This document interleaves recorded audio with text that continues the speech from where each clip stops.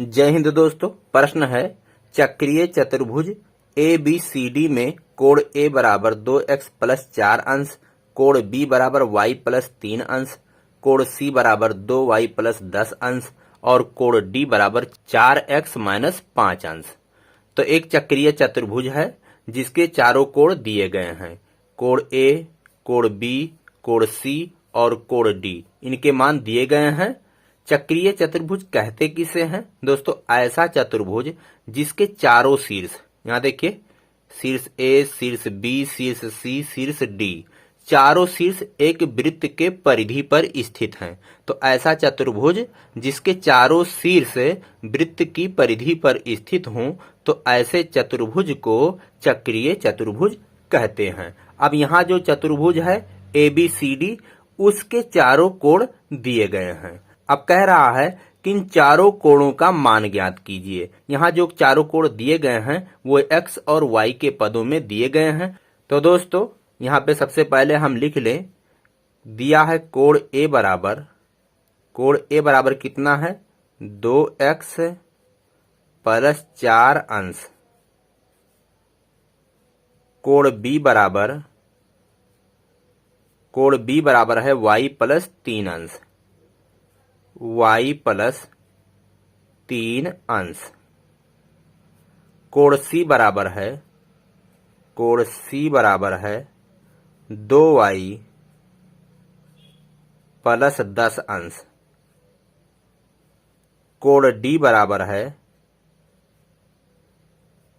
4x minus 5 अंश, 4x minus 5 अंश।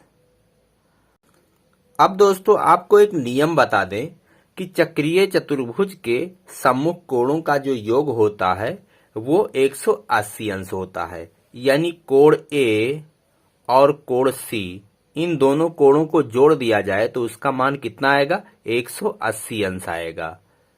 कोण D और कोण B, इन दोनों कोणों का अगर योग किया जाए तो ये भी कितना आएगा? 180 अंश आएगा। यानी आमने सामने के कोणों का योग कितना होता है? 180 अंश होता है। तो चूंकि हम यहाँ पे लिख सकते हैं चक्रीय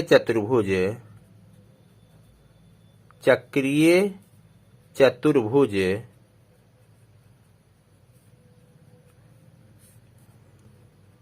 के सम्मुख कोणों का योग, सम्मुख कोणों का योग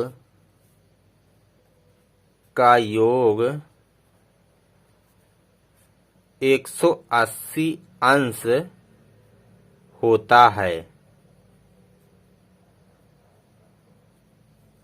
इसलिए कोण A प्लस कोण C, कोण A प्लस कोण C बराबर 180 अंश लिख सकते हैं। अब देखिए कोण A बराबर किसके है? 2x प्लस 4 अंश के। तो यहाँ पे लिख सकते हैं 2x प्लस 4 अंश। अंश को हम छोड़ दे रहे हैं, अभी मात्रक बाद में हम लिख लेंगे। प्लस कोण C बराबर, तो कोण C बराबर यहाँ देखिए 2y प्लस 10, 2y प्लस 10 अंश बराबर इधर 180 अंश। हमने अंश को छोड़ दिया है, अभी बाद में अंश को लिख लेंगे। अब यहाँ इसको हल करके हम एक समीकरण बनाएंगे। तो चलिए यहाँ ब्रैकेट हटाएंगे तो आएगा 2x प्लस 4, प्लस से यहाँ ब्रैकेट खोलेंगे तो हो जाएगा 2y प्लस 10 और बराबर के इधर 180।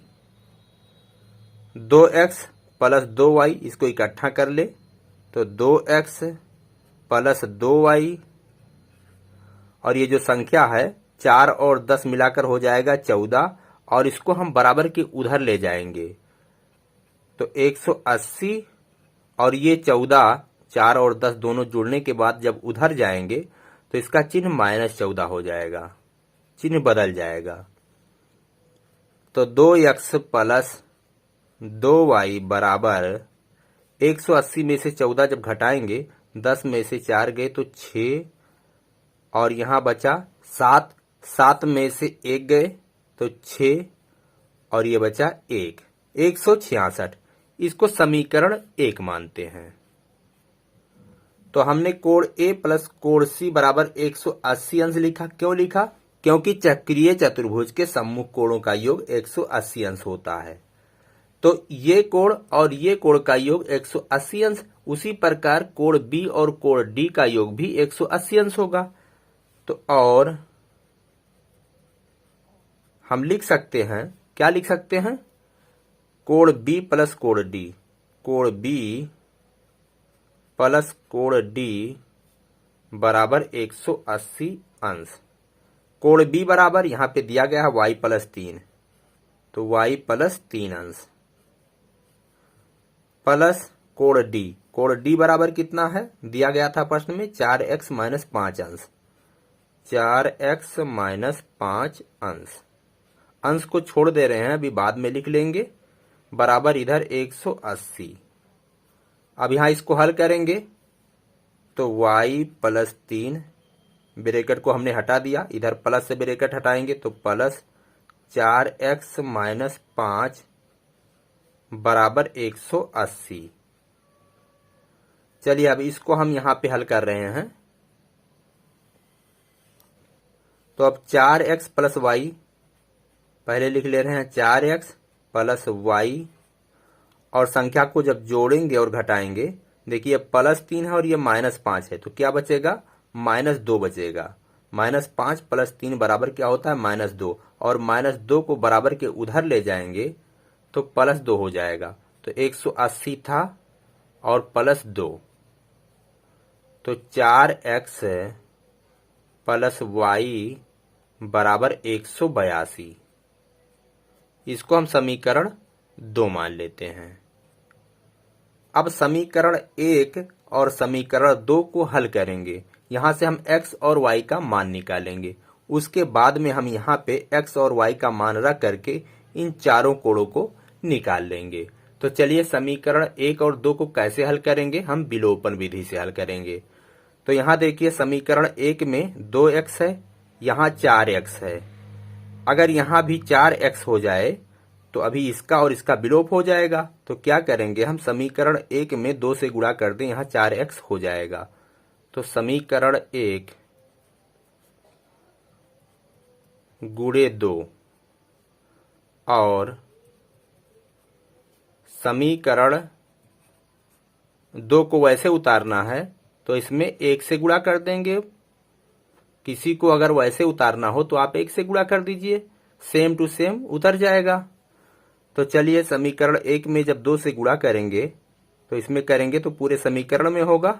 तो 2 दूना 4x हो जाएगा, प्लस 2 दूना 4y हो जाएगा, बराबर 166 का दूना करेंगे तो 2 छक्के 12 के 2 हासिल आए 1, 2 छक्के 12 और 1 13 हासिल आए 1, 2 इक्के 2 और 1 3, तो हो जाएगा 332। तो समीकरण 1 में हमने 2 से गुणा किया तो इतना आया, और समीकरण 2 में किससे गुणा करना? 1 से, तो वही आएगा। तो हो जाएगा 4x प्लस वाई बराबर 182। अब क्या करेंगे? हमें अगर इसका विलोप करना है, यक्स वाला जो पद है, तो इस समीकरण में से इस समीकरण को घटा देंगे। अभी चिन्ह बदल जाएगा, बस इसका विलोप हो जाएगा। तो यहाँ पे चलिए हम घटा दें। समीकरण 1 में से समीकरण 2 को हम घटा रहे हैं, तो घटाने पर जब घटाएंगे तो इसका चिन्ह बदल जाएगा। ये प्लस है तो ये भी माइनस हो जाएगा और ये भी माइनस हो जाएगा। अब ये देखिए कट गया।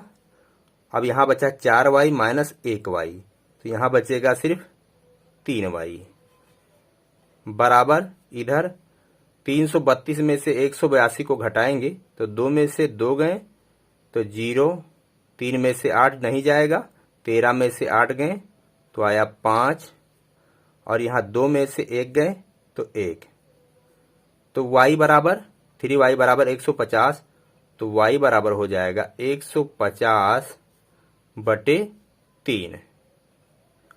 अब भाग देंगे जब तो 3 पंजे 15, तो आएगा 50। तो y बराबर क्या आया? 50 आया। अब y का मान समीकरण 1 या समीकरण 2 में रख करके हम x का मान प्राप्त करेंगे। तो y का मान हम समीकरण 1 या 2 में रख करके x का मान प्राप्त कर लेंगे। तो जो छोटा होगा समीकरण उसी में हम y का मान रखेंगे। तो चलिए इसी में रख ले रहे हैं समीकरण 1 में। तो y का मान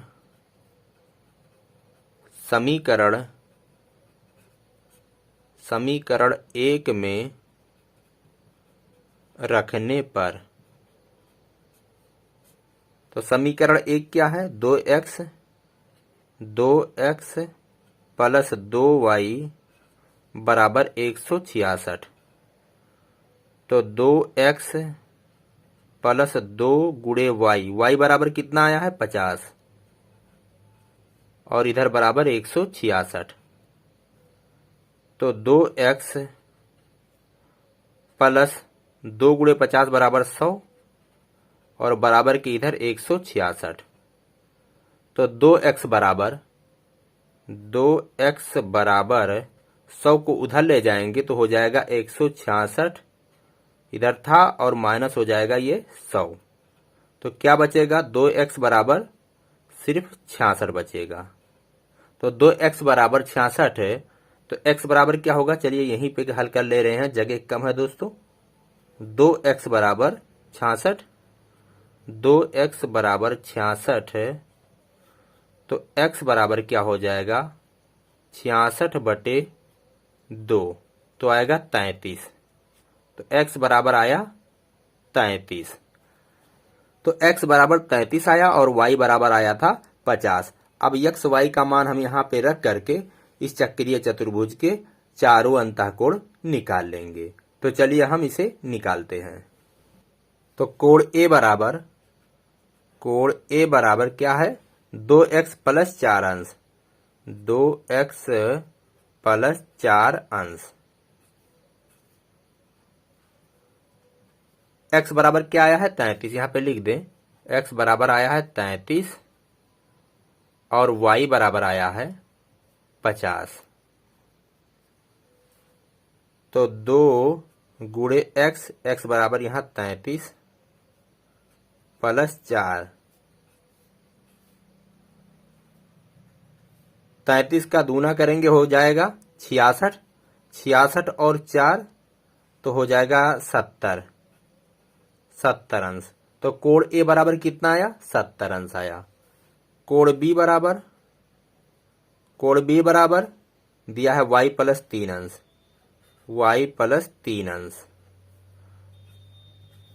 अब यहाँ पे y का मान लिखेंगे। y बराबर कितना है?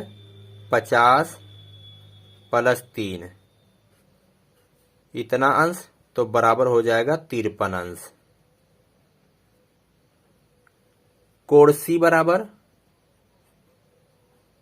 बराबर दिया गया था 2y प्लस 10, 2y प्लस 10 अंश। तो 2 गुणे y बराबर है 50 प्लस 10। 50 का गुणा 2 में करेंगे तो हो जाएगा 100 प्लस 10 इतना अंश, तो बराबर 110 अंश।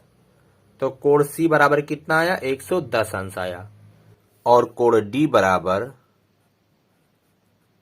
बराबर है 4x माइनस 5 अंश। 4 गुणे x बराबर कितना है? 33 माइनस 5 अंश। तो बराबर, अब 4 का गुणा करेंगे 33 में तो 4 तियाएं 12 के 2 हासिल आए 1, 4 तियां 12 और 1 13, 132 माइनस 5 अंश। 132 में से जब 5 घटाएंगे तो 12 में से 5 गए 7 और यहाँ बचा 2 और ये 1, 127 अंश। तो दोस्तों इसी तरह से आप किसी भी चक्रीय चतुर्भुज के चारों अंतःकोणों को निकाल सकते हैं। दोस्तों मुझे आशा है कि मेरा ये वीडियो आपको पसंद आया होगा। आप लाइक करिए, शेयर करिए, हमारे चैनल ज्ञान का सागर को सब्सक्राइब करिए। हम मिलेंगे आपसे नेक्स्ट वीडियो में। इसी के साथ कहते हैं जय हिंद, जय भारत।